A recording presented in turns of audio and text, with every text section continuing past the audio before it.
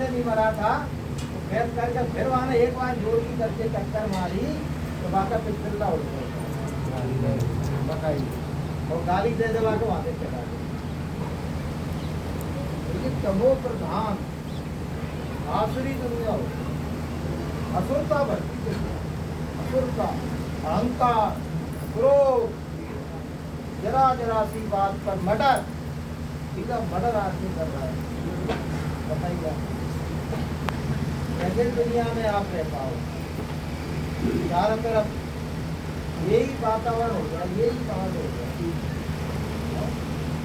पता है अपन को कैसे रहना है?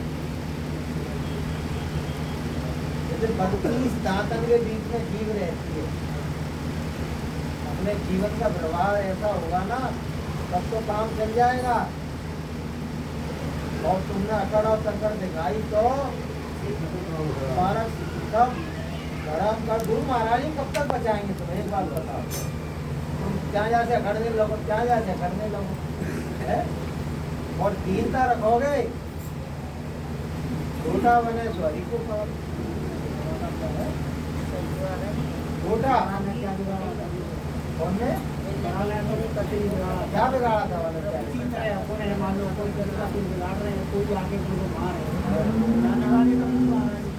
अपन किसी स्थिति में है अपन भैया वो आके कारण हमको मार रहा है, हम क्या कहते शांत करते तो बोलते तुम्हारे लिए बिल्कुल प्रत्यक्ष खड़े हो जाए।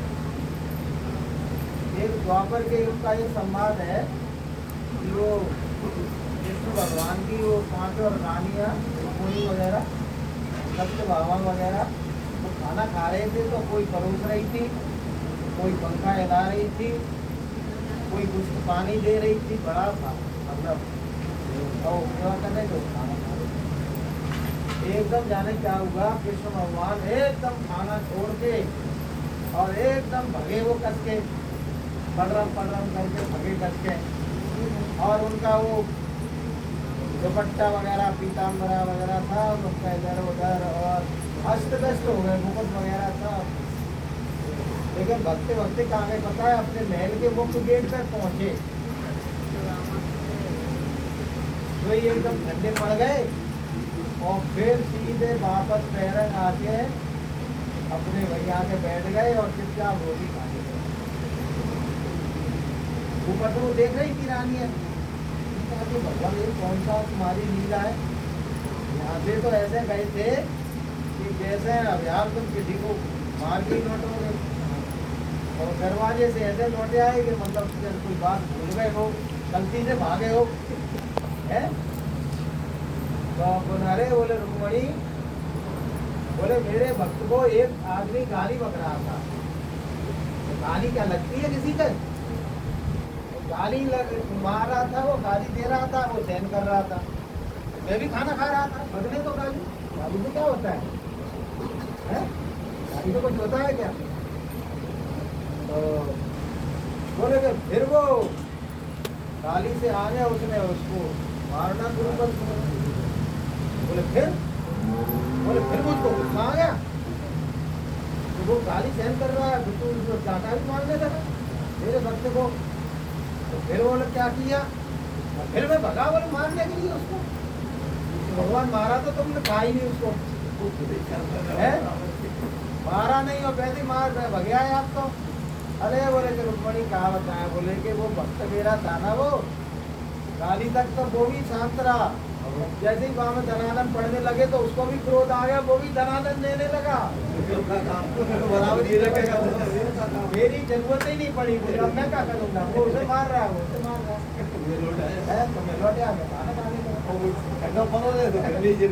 अगर वो शांत रहता, पप्पू भाई के प्रश्न का उत्तर है कि अगर अपन शांत होकर अगर किसी के मतलब क्रोध को, उसकी गाली गलौज को, उसको मतलब सहन कर रहे हैं तो फिर परमात्मा अपनी जरूर मदद करे। और नहीं तो अपन खुद ही अपन में इतनी वो है ही नहीं है शालीनता है। हम अयोध्या गए थे तो एक बात साधु कह रहे थे कि जो तो काटे गोए बातों वो तू फूल और दो को फूल के फूल है तब तक वो गुरु महाराज ने मौका दिया था, वहाँ के जो साधु थे ना, 1986 की बात है, बहुत बड़ा मंच बना था। तो गुरु महाराज ने वहाँ के साधुओं को मौका दिया था, अब तुम्हारा नंबर है, अब तुम्हारा नंबर है, अब आप बोलेंगे, अब आप बोलेंगे। गुरु महाराज सबसे बात नहीं बोले। तो दूसरा साधु बोला कि भैया सुनो, जो मुझसे पहले वक्ता साधु बोले थे, कलयुग में नियम बदल गए हैं, कलयुग में नियमों का रूपांतरण हो गया है। बोले अब कौन सा नियम है पता है? मंच से कह रहा वो, तो को काटे हुए बापों को तू भाला, वो भी क्या समझेगा साला, बड़ा किसी से पाला। बताइए, साधु अपने मुंह से कह रहा है, कोई इतना कांटा तुम्हारे बोलो, बड़ा वाला भाला बोल रहे, मुड़ के नहीं देखेगा वो, क्या समझेगा? बड़ा आजकल ये हो रहा है, जरासी तुम्हारी कोई मिस्टेक है, मतलब 2-4 साल पहले की किसी का विवाद था, वो कल की बात है, 2-4 साल पहले का, और उसको आके दोस्त ने चप्पू से गोल गोल के मारा। इतनी मतलब हृदय में वो कुंठा रखते हैं, गांठ बना देते हैं। साधु का क्रोध होता है ना, साधु का, उसका बताया है कि पानी में खींची